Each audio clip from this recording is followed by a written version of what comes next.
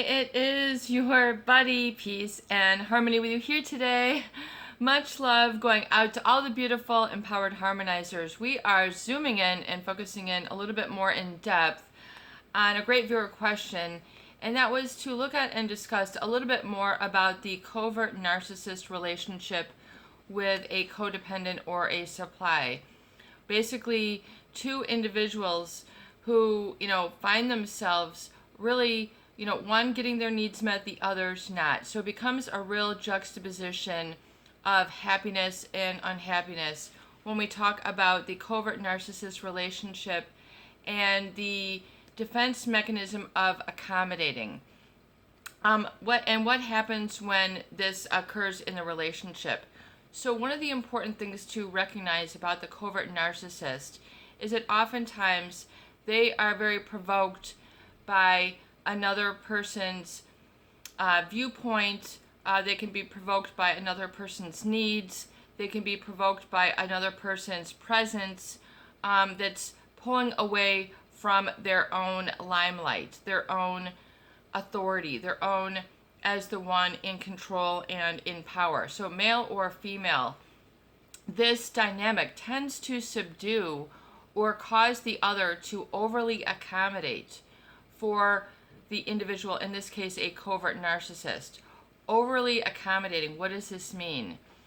Doing everything and anything to make this person happy. Finding that you need to adjust and accommodate your behavior, your speech, your dress, your eating, your routine to accommodate theirs. You feel that you don't really have a drive, a center, or a focus. You have to always sort of defer to the covert narcissist. You can't, the problem with the relationship is that you don't have like two individuals who are equally represented. You get a relationship where one is overly represented, i.e. the covert narcissist is overly represented in the relationship. Meaning, what they need and what they decide to respond to or not respond to as a way of rewarding the behaviors of others who are around them. So things that would be validating to another. Eye contact, taking time to listen, removing their own personal selfish feelings while they listen to you, because the covert narcissist, they see things through a filter of their own needs, their own, and how you reflect back to them, how you are basically an extension of their needs, and you mirror back and validate them, how not oftentimes the reality, but the illusion that they would like to be fostered in the relationship. And to keep this going, oftentimes the supply source will need to overly accommodate, become overly subdued. Then it'll take someone who's normally extroverted, someone who's normally gregarious, happy-go-lucky, and make them very introverted, make them very unhappy, put a long face on them. So there's this, just sort of, I don't want to say crushing down, but sort of extinguishing of another person's viewpoints, their expressive nature. This becomes very truncated or extinguished, meaning, snuffed out, shut down. The fire, the pilot light is turned down or not allowed. It's not a shared experience. So you might feel that even though you're in a relationship, but you're not really sharing a certain situation with them. If it is, it feels very lopsided or one-sided. And this becomes, a real conflict. Basically, where you're paying the price, you're having to overly adjust to the needs of another, but are you getting like in return? You have to ask, is it, is it a like and fair proposition in the relationship?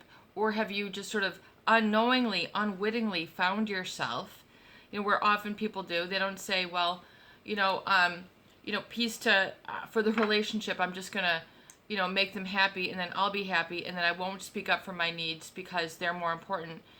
you won't come out and say that consciously. It'll become a gradual awakening or realization. And it can be very, very terrifying, because when someone else is in your focus, when someone else's feelings are in your focus all the time, then you lose sight of your own. And then it becomes very difficult to acknowledge and validate your own feelings, which is also very scary, because that's kind of the goal, is for you to be in touch and connected with that, and then connect to others in your own authenticity. So there becomes this sort of adaptation quality to this accommodation. So it can really alter, I would say, people's personality and what they see expressed in their life. So be very careful that you acknowledge and validate if you've become overly subdued, overly inhibited, overly hindered, just sort of, wearing a long face when normally you're happy-go-lucky, or you're, you know a specific quality about yourself, and then all of a sudden you no longer recognize yourself. This is becoming a real source of pain. Then you need to really focus on the visible solution, which means, realizing that and saying, having an aha experience and saying, whoa, I have become overly accommodating. I've been putting all sorts of burden on myself as the supply, as the codependent, and I did not realize that this was, going to set me back, set the relationship back, set my happiness back. A lot of people pursue that as a way to happiness, and then they find out that the covert narcissist isn't really the relationship isn't holding water. It's both people cannot, be happy. That's why the covert narcissist will seek out others to oftentimes do a lot of the work that they don't want to do, can't do, feel is beneath them. So they'll make sure that this is, a strong quality in the people who they surround themselves with. So they get the ego propped up. They don't have to be accountable for their misgivings or their wrongdoings. They get up to be off the hook, because the codependent will be overly apologetic, take the fault, take the hit, take the blame, take the low road. That's what people with empathy do. They are very, ingratiating, humbling, to others, and they will humble themselves in the presence of others, oftentimes if it means to understand them. So they really get, second fiddle, and then you don't realize it, but pretty soon you end up on, fiddle 56. You're wondering, why am I way back when I thought everything was up front and I was, in charge of my life or leading my life, and you find yourself set way back. You have to look at the degree to which you're overly accommodating, becoming overly subdued, feeling overly responsible for other people's feelings and emotions, where you have to behave a specific way to accommodate them, rather than, when you need to do something for yourself, your homework, your own job, your own health, your own household. These things will fall by the wayside. If you're not careful, things will get very out of balance. So keep things in check. Be careful that you're too, accommodating, too introverted, too always available.